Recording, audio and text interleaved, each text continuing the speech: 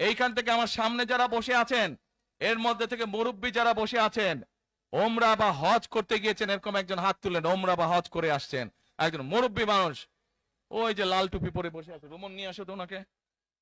আপনি আসেন দেখি সামনে, সামনে আসেন, আমার কাছে আসেন।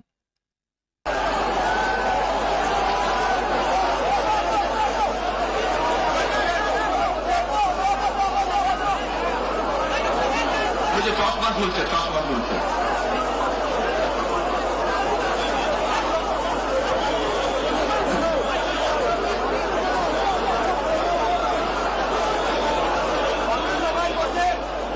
আপনারা বসেন, উনি এখনই মঞ্চে উঠবে, আপনারা সবাই দেখতে পারবেন কে মানুষটা।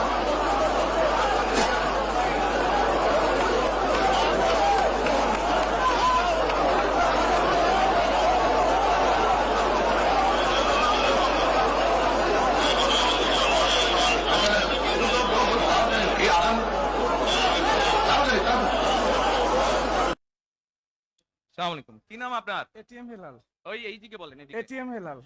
বাড়ি কই? সুনামগঞ্জ। বাড়ি সুনামগঞ্জ। সুনামগঞ্জ কোথায়? শান্তিগঞ্জ। এই সুনামগঞ্জের মানুষ আছে এখানে?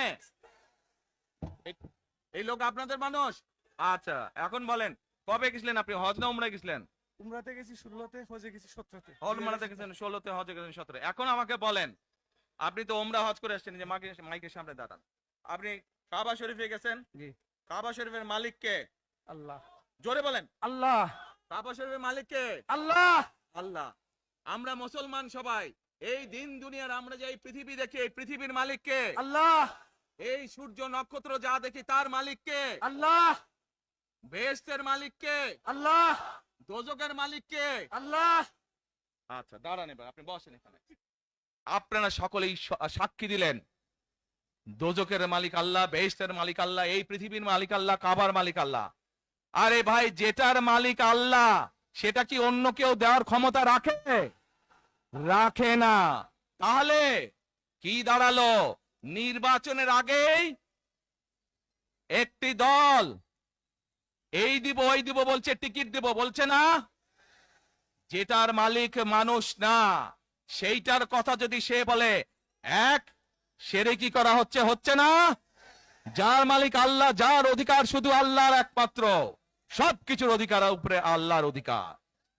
কাজেই আগেই তো আপনাদেরকে ঠকাচ্ছে, নির্বাচনের ফলে তাহলে কেমন ঠকাবে আপনাদেরকে বোঝেন এবার। শুধু ঠকাচ্ছেই না মানুষকে, যারা মুসলমান তাদেরকে শিরকি করাচ্ছে তারা। নাউজুবিল্লাহ।